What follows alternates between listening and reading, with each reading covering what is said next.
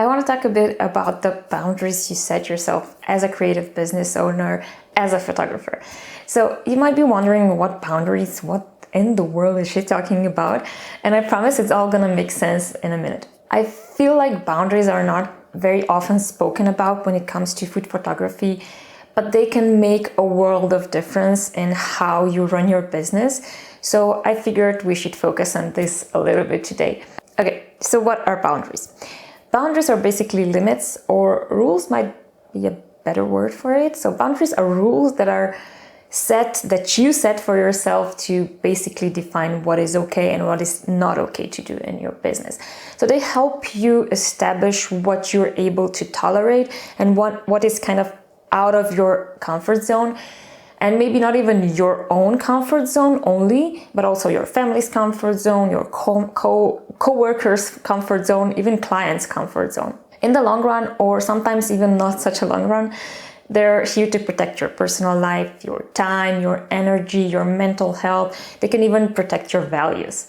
Being self-employed is completely different when it comes to boundaries in comparison to working for someone else.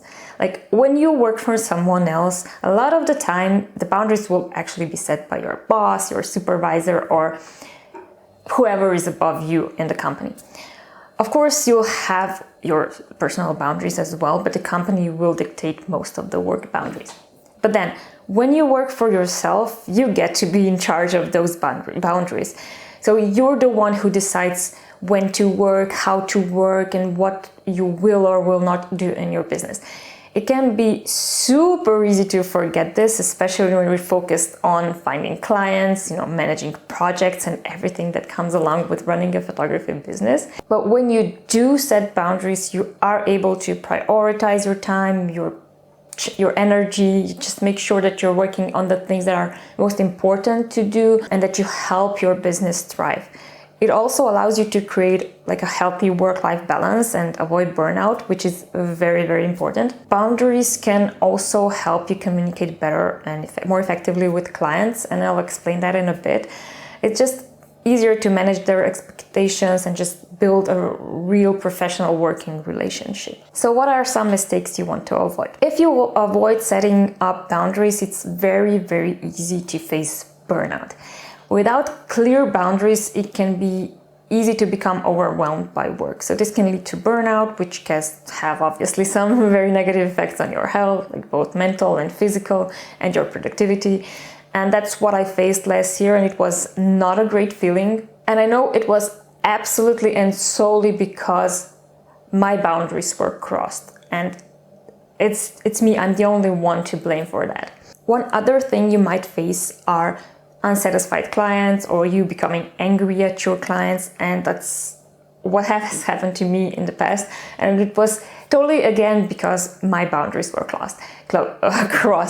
I just didn't know I had them, so I crossed them. If you don't have a clear understanding of how you work, like what time you work, what can be expected of you and what not, and then if you don't communicate that to your clients, it will make you bitter because you'll work in times or in ways that you don't ever want to be working, so for fees that are way beyond what you could or what you should get, and that's not a great feeling. And if you did not communicate these boundaries to your client, they might go to someone else. That's just how it is.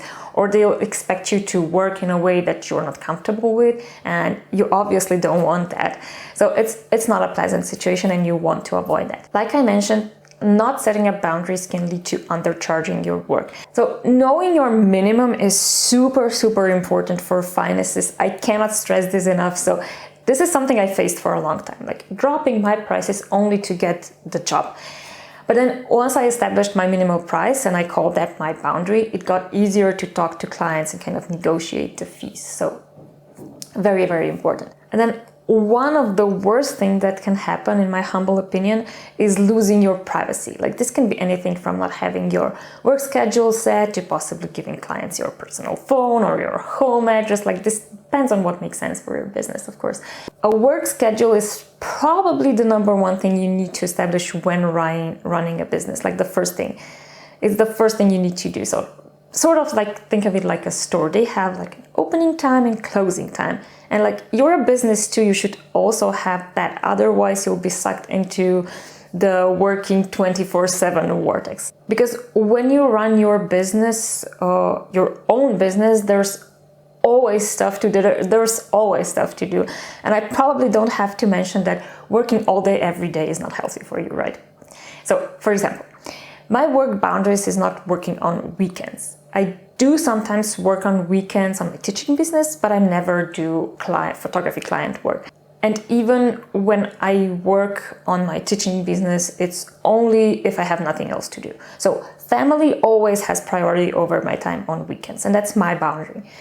This might be totally different for you, but you need to start setting your schedule and sticking to it. It just makes such a difference, because you can never do a good job when you're only ever thinking of that job. Like, relaxation and time off needs to be a part of your creative business, and that's period.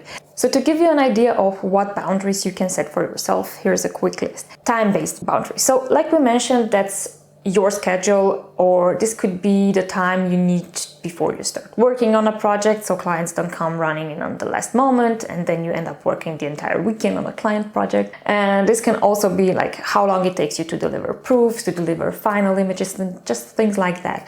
So you can see how knowing this can really help client better understand your process and know what they can expect, what time frames they can expect from you. When can they reach you? How are they going to be involved in the process? It just makes it so much easier for them to understand your entire process and how they fit into your process. So next are project-based boundaries. For example, only accepting projects that align with your values or that are within a certain industries. For example, if you only ever shoot food products and then someone asks you to shoot a car, you would obviously say no. And then we have financial boundaries. For example, like I mentioned, setting up minimum rate for your services, or only accepting projects that offer like fair compensation. Not working for free or for products can also be one. You can also have like a certain percentage prepayment before you start working on a project, and not start if that's not paid. So these are financial boundaries. Hey there, before we continue with the video, I just wanted to take a moment to invite you to a food styling, photography and business retreat that I'm hosting with my fellow photographer Sabrina Dietz in Slovenia this May. So if you're looking for a change of scenery, inspiration, and to connect with like-minded photographers, then you want to join us in Slovenia. The location is truly breathtaking, so you won't only be taking beautiful photos of food, but also some beautiful landscape around the area. You'll also have the chance to learn from experienced mentors, that's Sabrina and me, and hang out with fellow photographers from all around the world. It's a perfect chance to just step away from your daily tasks, get your energy back, and then come back with fresh perspective on food photography and business. So if this sounds like something you'd be interested in, head on over to my website to secure your spot today. I'll put the link in the description box below for further information, and I hope to see you in Slovenia. And then communication boundaries are also very important. So for example, you can set up specific times of day when you're able to respond to emails, or you'll only respond to phone calls during certain hours.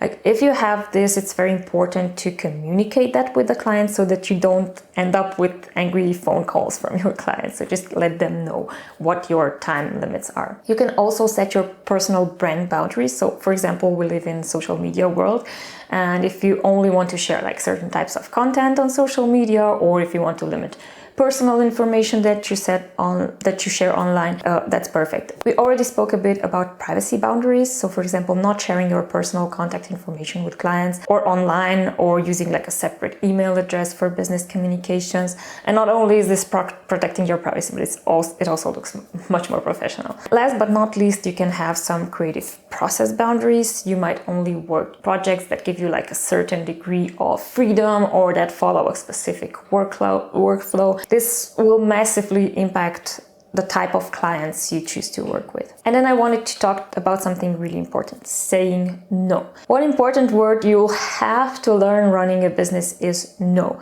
Like, saying no to things that are outside your boundaries can be hard at first, especially when you're feeling like pressured or feeling like you're losing a client.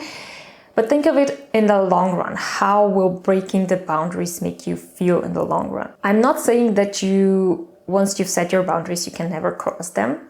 That would be probably impossible, but you want to stick to those as much as humanly possible. When you're not sure about something happening in your business, just ask yourself, how will you feel if you say no? And it will give you the answer you need. Sometimes you will feel okay, sometimes you will not feel okay and you will say yes to a job. So that's up to you. Just remember, it's not always easy to set up boundaries, but it's really worth taking the time to do that. You'll be able to prioritize your time, resources, and just most importantly, maintain like a really healthy work-life balance. So don't be afraid to say no to projects that don't align with your values, your goals, your boundaries, and always remember to take care of yourself. So thanks for watching, and don't forget to stay creative and stay true to yourself. Don't forget to subscribe as well, and I'll see you all next time.